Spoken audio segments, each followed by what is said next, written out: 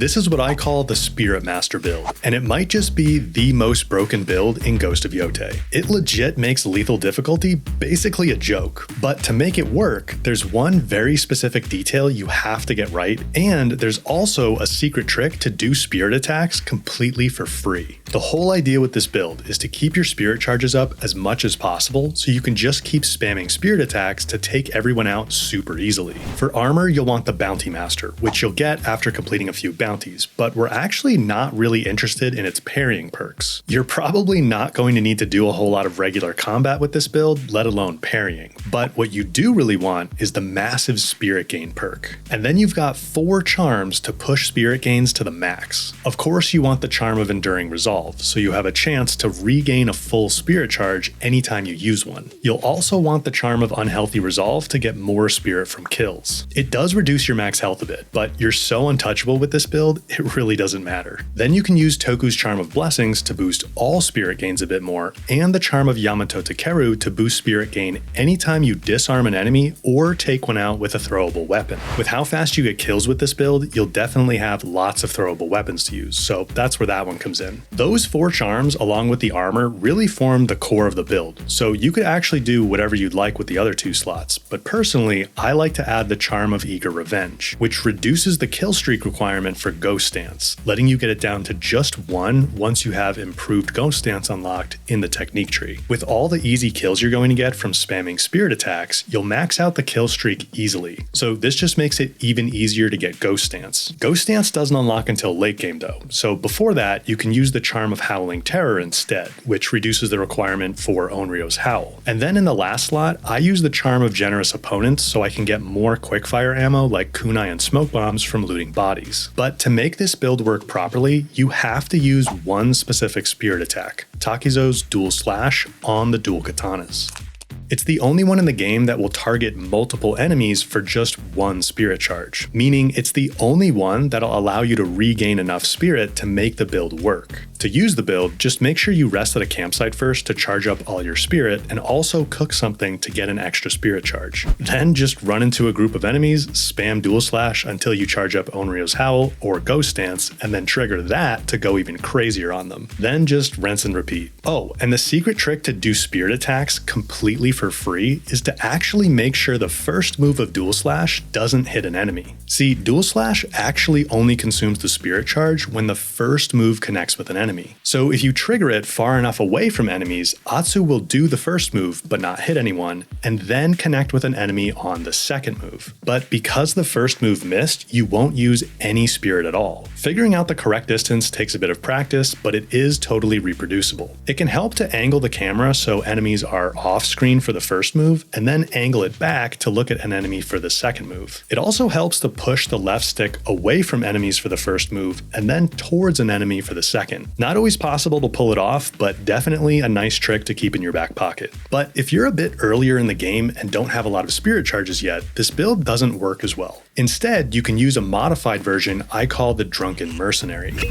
It takes advantage of the Mercenary Attire's perks to boost how much spirit gain you get from hitting enemies with throwable weapons and drinking sake, but particularly the one that guarantees you get sake from assassinations. That's your ticket to replenishing spirit. We still use the charms of Enduring Resolve, Unhealthy Resolve, Toku's, and Generous Opponents just like the last build, but then we swap in the Charm of Opportunity to auto-loot assassinated enemies and Abundant Drink so we can carry 3 sake. You use this build just like the Spirit Master, but if you start running out of spirit, just pop smoke and do a triple chain assassination, which is guaranteed to give you 3 sake. Then you just drink them to get your spirit back up and keep rolling. But one of my favorite builds is the Range Master, which you could also call my Horizon Brain build because it's all about the bows. Of course, for any ranged build, you're going to start with the Dragonfly Armor to get those empowered shot perks, which boost arrow damage and range and give you a bit of concentration back if you release your shot when you see the glint on the arrow tip. And of course, the reload speed perk is helpful as well. For charms, Mother's is an obvious choice to boost arrow damage even more, and so is a Menawaka Hiko to give us some extra spirit when we get headshots. Same idea with the charm of Kibitsu Hiko to extend concentration when getting headshots, but the charm of True Aim is really what makes this build shine.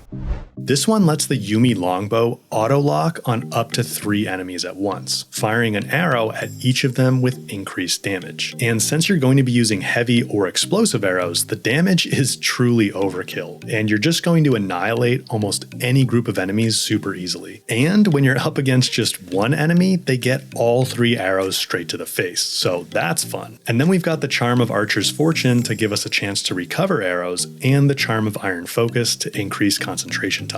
With this build, I start off with heavy arrows to take out a bunch of enemies quickly. You don't even have to always draw the bow fully if you want to fire faster, since your arrow damage is boosted so much. Once I'm out of heavy arrows, if there's anyone left, I'll usually switch to the short bow to use regular or fire arrows, and I'll go for headshots where I can to trigger the headshots boost we have, like gaining extra spirit. You'll pretty quickly build up the kill streak with all these easy ranged kills, so don't forget to pop Onryo's Howl or Ghost Stance when you've got it. But if you're going to use the bows or a rifle with any build, of course aiming matters a lot, which is why I like to use these little guys on my controller. These are Control Freak thumbstick grips, and I've actually used these for years on all different controllers. So it was really cool Control Freak wanted to sponsor this video. The grips just clip right onto your controller's stock thumbsticks, and they add more height and grip to make your aiming and movement more precise. The PS5 DualSense sticks never feel quite right for my thumbs. They're a bit too short and they don't have much texture on the tops, so they're a bit slippery. But the Control Freak grips fix that, and they come in all sorts of colors and designs so you can customize your controller. These particular ones are the Lotus grips, which have a unique floral design, concave surface that your thumb settles into, and just a moderate height lift, which is great for long sessions in an action-adventure game like Yotei. But there's a bunch of different options, with different heights, shapes, and textures so you can find your perfect fit, whether you're playing a third-person adventure like Horizon or an FPS like Cyberpunk. All the grips use high-quality, comfortable, durable materials, and they're super easy to install and remove. I've used a bunch of pricey controllers with adjustable sticks like a DualSense Edge, but I'm always just really impressed by how much these little Control Freak grips can upgrade the feel of a standard controller for a much lower price. Plus, Control Freak actually also makes controller body skins that add a lot more grip to the whole controller, which is especially good if your hands get a bit sweaty, or if you just have bigger hands and want to add some bulk to the controller to make it more ergonomic. You can pick up your grips at the link below, and don't worry, I'll remind you at the end of the video. Now, you can only start putting together some of the upcoming builds later in the game, so let me quickly give you a really solid all-arounder for the early and mid-game that I call the Lone Wolf. It works with lots of armors, but I prefer the Spider Lily, especially early on, because its perks for boosting stagger damage, chaining stagger damage to other enemies, and increasing the drop rate for throwable weapons are super helpful for pretty much any playstyle. The Charm of Izanagi gives you a solid chunk of health anytime you do an assassination. You get that one from the Sun's Peak Shrine in the Ishikari Plain. Yamato Takeru gives you spirit for disarming enemies and also extra spirit for throwable weapon kills, which we'll have more of thanks to the Spider Lily armor. The Charm of Mount Yotei reduces incoming damage and gives you back some health when you get perfect parries. Enduring Resolve gives you a chance to get a full spirit charge back when using a spirit ability. And Confident Strikes gives you spirit anytime you stagger enemies with the katana, which you'll be doing a lot of for most of the game. And then Takizo's Charm of Stoutheart makes healing more effective. But if you don't want to fight Takizo's 5th disciple to get it, then a few easier options are Toku's Charms of Blessings to boost spirit gains a bit, the Charm of Masaka to regain health when using a smoke bomb, or the Charm of Amaterasu to regain health on kills. But if you tend to play weapon aligned, meaning you use the correct weapon the game wants you to use against the enemies, then you might want to swap the Spider Lily armor for the Armor of the Undying. Its perks give you health when staggering enemies, increase the window for perfect parries and dodges, and increase the stagger damage from focused attacks, which is just when you hold and release a heavy attack. If you really like to parry, you can use the Bounty Master armor with this build instead, so you have access to those awesome triple counterattacks and a big boost to Spirit Gain. Or if you don't like parrying at all, you can still use the Bounty Master for its Spirit Gain boost and just don't even try to parry. And if you prefer a stealthier approach, the Crimson Kimono is excellent to extend your chain assassinations with kunai, reduce enemy detection, and extend the distance you can do Kusarigama assassinations from. But if you really want to go stealthy, you're going to want to check out my ultimate shinobi build with the Crimson Kimono. Start with the Charm of Izanagi to regain health from assassinations, and then add the Charm of Fearful End to terrify surrounding enemies when you do them, which is particularly helpful when doing smoke bomb assassinations in the middle of a fight. It'll help you either follow up the chain assassination with more kills or make a safe exit. The Charm of Lingering Affliction is also great for stealth because it will make your fire and poison arrows more effective by making those states last longer on enemies, doing more damage. And honestly, after those three, you really don't need any more stealth specific charms. There are more, but you'll be pushing past the point of diminishing returns. For example, the Charm of Masaka gives you back a bunch of health when you use a smoke bomb, but the Charm of Izanagi is already going to fully heal you basically anytime you do a chain assassination with a smoke bomb, so it's just redundant. So what I like to use in the last 3 slots are the Charms of Howling Terror, Yamato Takeru, and Brutal Volley. Howling Terror reduces the kill streak needed for Onryo's Howl, and I know Onryo's Howl is kind of the opposite of stealthy, but if you're playing stealthy, you're probably going to fill the kill streak pretty easily. So even if you don't want to use Onryo's Howl offensively, it functions as a really good panic button if you get caught while out of smoke bombs. Yamato Takeru is more stealth oriented because you're going to want to use throwable weapons a lot for free stealth kills at range, and it boosts spirit gain from those kills. And then Brutal Volley boosts damage of throwable weapons, which is helpful against tougher enemies in the late game. If you don't like those last 3 charm picks, then other good options for stealth are the Charm of Assassin's Resolve to boost spirit gains from assassinations a bit more, but it really doesn't do much. The Charm of Hidden Blades, which will let you throw 5 kunai at once for the cost of just 1. The Charm of Uncanny Aim to boost the damage of quickfire weapons like kunai. The Charm of Lingering Shadows to further reduce enemy detection speed, though once you fully upgrade the Crimson Kimono, it basically becomes irrelevant. And Mother's Charm to boost arrow damage if you use bows a lot from stealth. But if you want a stealth build that can also be played more aggressively, then you should definitely try the Kunai Master.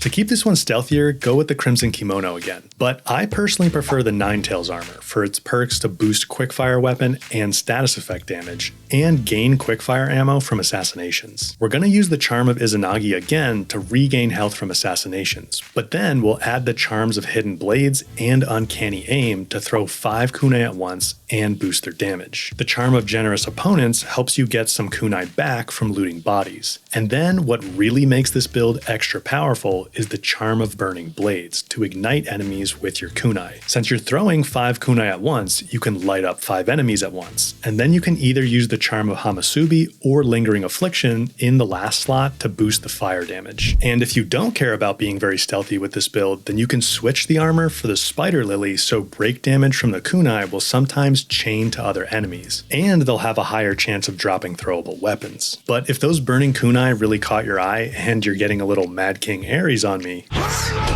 and here's what I prescribe to make your pyromania worse. The flamethrower build is all about using the Kusarigama, kunai, and fire arrows to light up as many enemies as possible, as fast as possible from a safe distance. And it really is very strong because lighting an enemy on fire instantly interrupts whatever they were doing. And of course the fire does all the work of just melting their health and taking them out.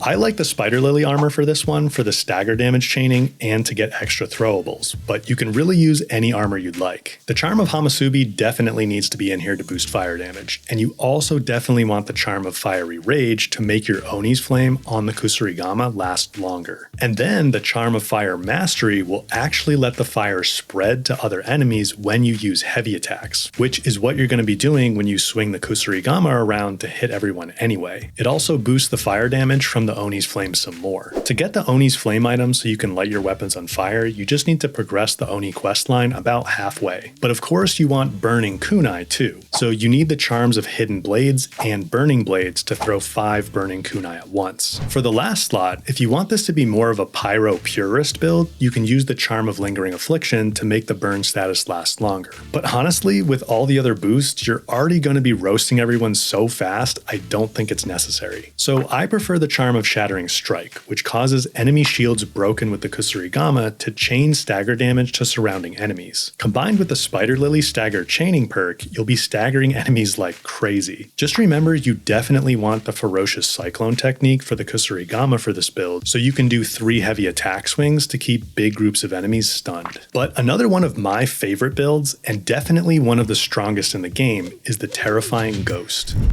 It's all about leveraging the terrify mechanic, which makes enemies stop in their tracks and become defenseless, so they're super easy to take out. The Onryo armor, which you start the game with, is the base for the build. It gets upgraded as you progress, but even if you just have it at level 3 or 4, you can start using this build. The armor gives you a chance to terrify enemies when using spirit attacks or hitting them with throwable weapons, often calls in the wolf when enemies are terrified, and massively increases the damage we do to terrified enemies. For charms, you'll want Fearful Mastery, Fearful Strike, and Fearful End, which give you a high chance of terrifying enemies when disarming, headshotting, and assassinating them, including smoke bomb chain assassinations. The easiest way to get a guaranteed disarm, which is often how you're going to want to start off a fight with this build, is to use the Onryo Strike technique, which can eventually be upgraded to Dance of Wrath to nail 3 enemies. You unlock Dance of Wrath by completing the Stormblade Mythic quest down here in Oshima Coast. We'll also add the charm of Yamato Takeru to regain some extra spirit when doing your disarms and from getting throwable weapon kills. And then the charm of Eager Revenge reduces the Ghost Stance kill streak requirement down to just 1, and Onryo's Protection helps preserve your kill streak so you can use Ghost Stance more often. This build terrifies enemies so often that it's almost laughable how easy it is to mow them down. You just have to make sure you either use an Onryo's Strike, bow headshots, or smoke bomb assassinations to terrify them again if they start to get their courage back. I like using the terrify mechanic in what I would call my everyday carry build as well, but I also like to parry a lot, and I like something that's a bit more versatile.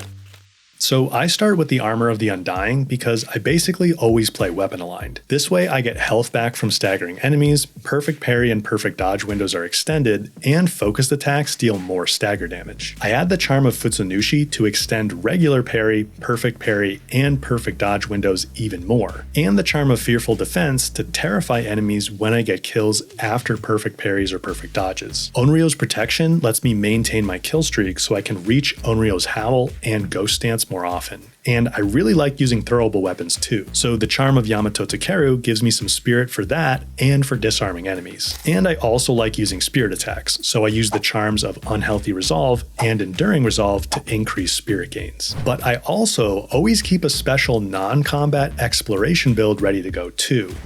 My main purpose for this is actually just to have quick access to the charm of Abundant Drink. So when I'm looting, if I've maxed out the normal 2 sake limit, I can quickly switch to my exploration build and snag a 3rd, and then switch back to my main outfit and it'll keep the extra sake. But to make it a full exploration build, you can start with the Robes of Sitarainu, which help you locate a bunch of different points of interest more efficiently with the fireflies and golden birds. You need to do the Heart of an Ainu quest with Hushi in the Nearu Wilds to get the robes, and then you upgrade them by returning Ainu items to Keika the Weaver in the Ainu village. The charm of Suku Nahikona lets you passively regenerate health outside combat, and then the charms of Kanayagu and Bountiful Harvest increase the harvest rate for a bunch of resources. For the last 2 slots, I just throw on the charm of Inner Fire to reduce blizzard damage while exploring in cold environments, and the charm of Lingering Shadows just to make enemy detection slower so they're not bothering me as much while I'm traveling around. Of course, I've been showing all these builds with fully leveled charms, but if you need to level yours up, as long as you haven't completed the burning of Castle Ishikari yet, you can reload from save there over and over again to fight the group of enemies outside the gate to level your charms easily. Actually, you can do that with any camp as long as you're careful not to kill the final enemy. Just go to the settings tab and hit triangle to quickly reload. But Ishikari Castle is particularly good because you can't accidentally clear it since it only gets cleared via the quest. And regardless of what your favorite build is, remember Kanamori's Two-Faced Mask will boost your damage output. It's actually the only mask in the game with any kind of effect, and it's a bit tricky to get, but I show you exactly how in this video right here. Thanks for watching. Don't forget to check out those Control Freak grips at the link below, and I'll see you over there in just a second.